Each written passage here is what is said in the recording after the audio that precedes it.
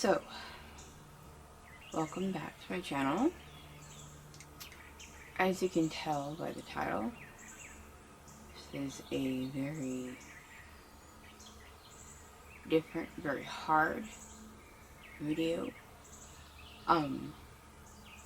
But I am making it because many of you knew my sister from when she was here in November for our birthday, and from our live, which was taken down because, obviously, because copyright the music that we played. I am trying to get that back by offering to edit that video. So I am in the works of that. But onto it. FYI, I have my cigarette to the side. Yes, I will be smoking. I apologize to any of you who are offended and do not appreciate that. But, tough shit. I'm going to do my best to get through this.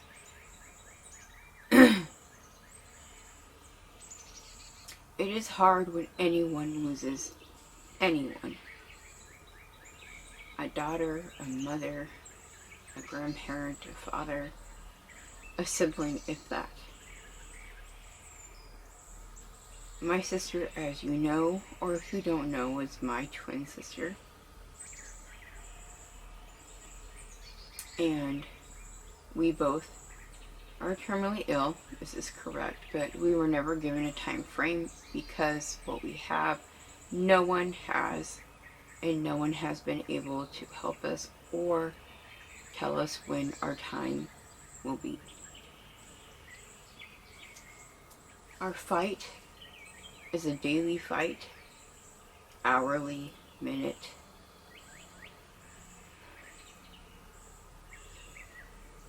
Is very painful.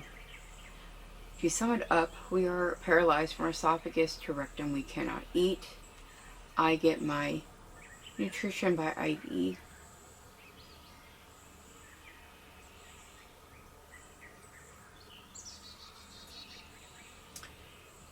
She stated that it was very painful for her, and also were the potassium and iron infusions that we require.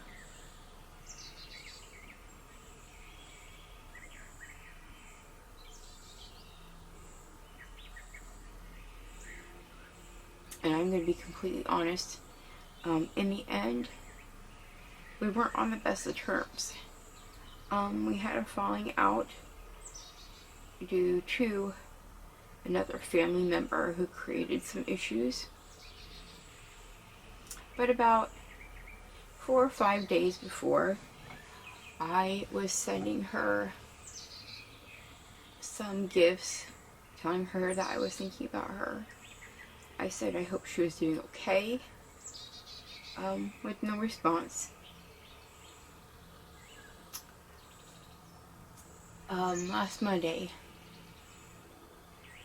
I was at the store getting some cake and cupcake decorations for my niece who's about to turn 1 in June. My mother and my father were driving from Idaho to South Carolina, to be there for my niece's first birthday. They also took their big giant labradoodles with them, and making a pit stop so one of the dogs could go to the bathroom. The one my mother had accidentally tripped her, and my mother broke her ankle, her wrist, very badly, horizontally and vertically. She had to wait until she got to South Carolina with a giant soft cast to consult with orthopedic surgeon. Monday she had her consult where she was going to have surgery the following day on Tuesday. I got home on Monday from the store and my mom called me on Facebook video chat and my brother was to the side of her. I was laying in bed. And she said, Beth, we need to talk about your sister. And I asked her after the falling out not to talk to me about my sister because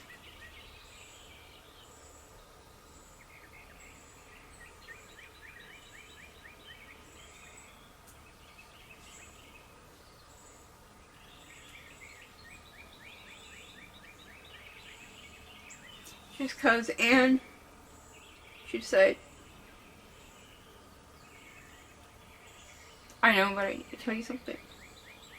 And I knew it had to be bad because my mom talks to me like that. It's always something bad.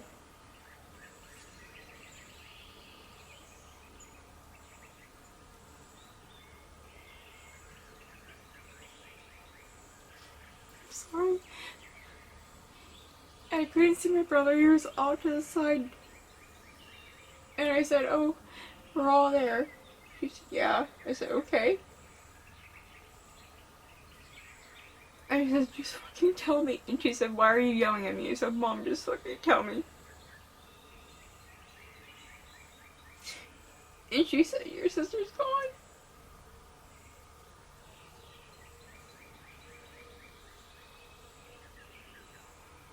I threw the phone. And I came out here. My husband was at work. And all I remember is sitting in the corner out here on the deck, shaking and rocking myself, my knees to my chest, crying hysterically.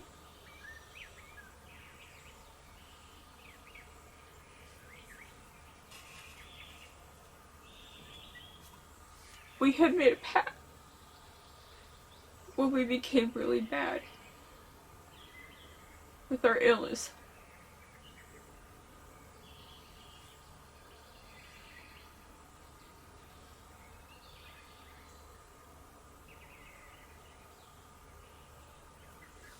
No matter what, no matter where we were, no matter how pissed we were at each other at one time or another,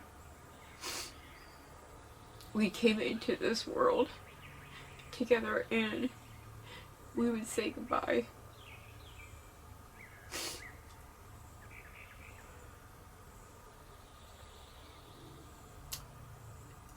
And then I found out that she had been on hospice for a week. And no one had told me.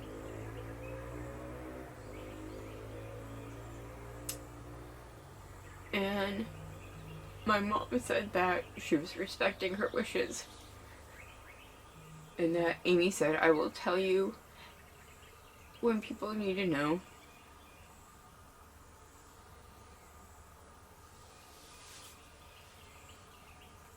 But me being me, you know, I'm not just people.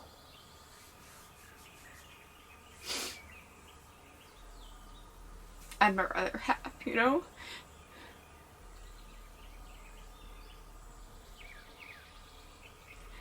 And if you guys have been here for a while, you know how much I talk about her.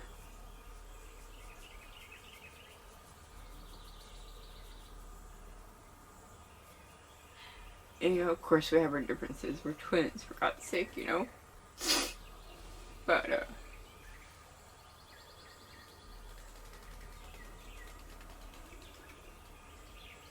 the person who caused that entire falling out, they knew. And they threw that in my face. And my dad offered for me to fly home with my mom to Idaho for the services, and immediately I said yes. And then, with all that falling out with my sister, my one niece that is still living, of theirs, she had told my daughter that She hates me and she will never speak to me again. But she loves my daughter and wanted to continue on with my daughter, so.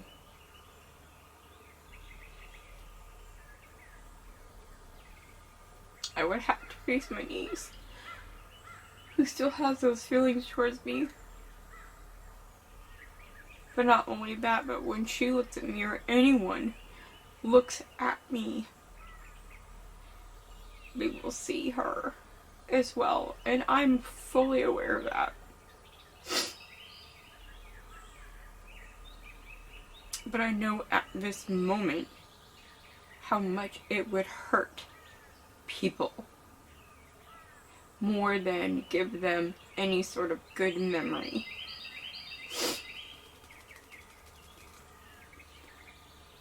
I asked my niece, I'm coming down with Grandma on Friday. Would you like for me to stay with you or with Grandma? And she asked me to please stay with Grandma.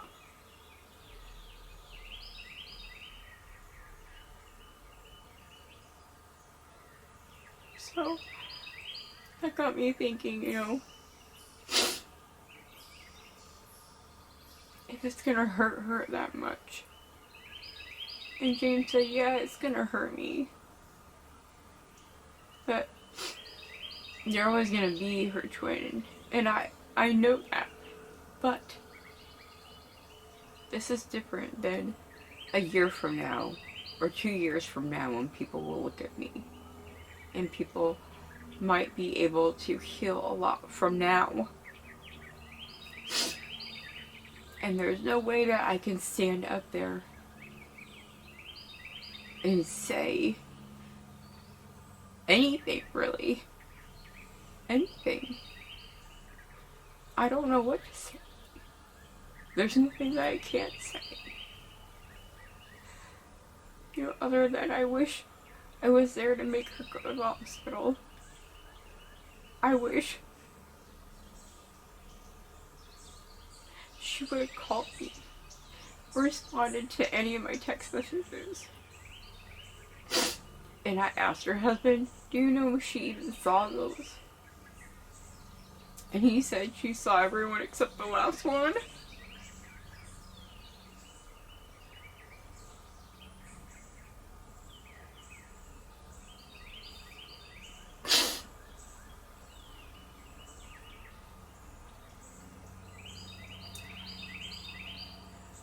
There will be a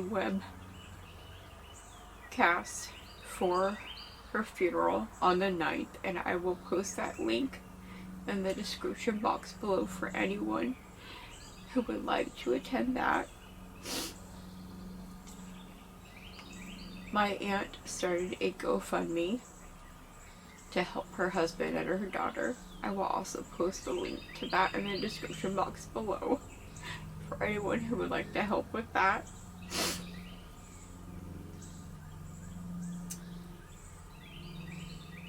But I know if I went and I had to stand up there and look at all of those faces looking back at me,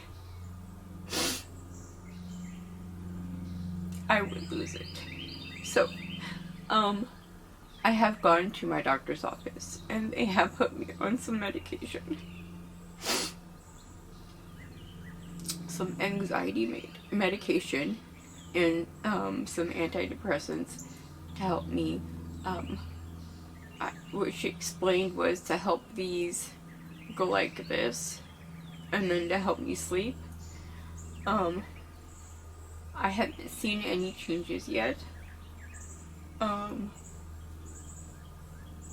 She said once I'm done with those, then insurance will allow her to change them. They have pretty blue wasps, and they don't bother you.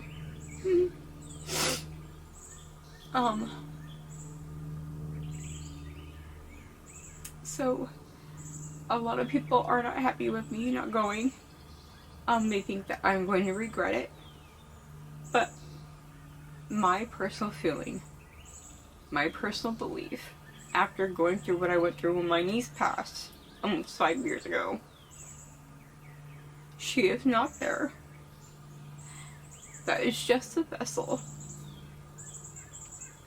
And I can say my goodbyes right here.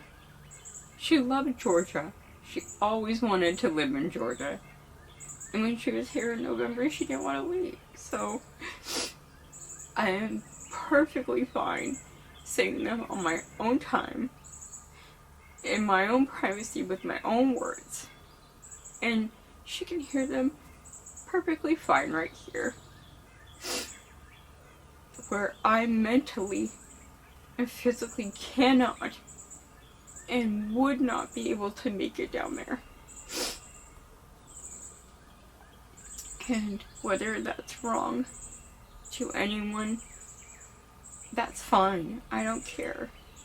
I explained it to her husband, and her husband respects my decision. And for me, that is all that matters. It is all that matters to me right now. So I might not be able to put a video out for a little bit, maybe a month or so. And I'm sorry about that, but I'm just gonna try to get my heart and my head on the same page. But all of you that have reached out to me with your sympathies and your thoughts that knew her, I can't tell you how much that means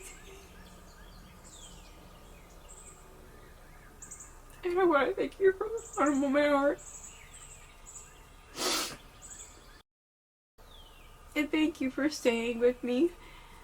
And I love each and every one of you so, so, so much. You have no clue, this is what I've been saying. At a moment's notice, you don't know when. We didn't know when, this was sudden. So, thank you guys so much. And I love you so, so much. And from my home and my heart and my family's heart to all of yours. Don't take any moment for granted. Mwah.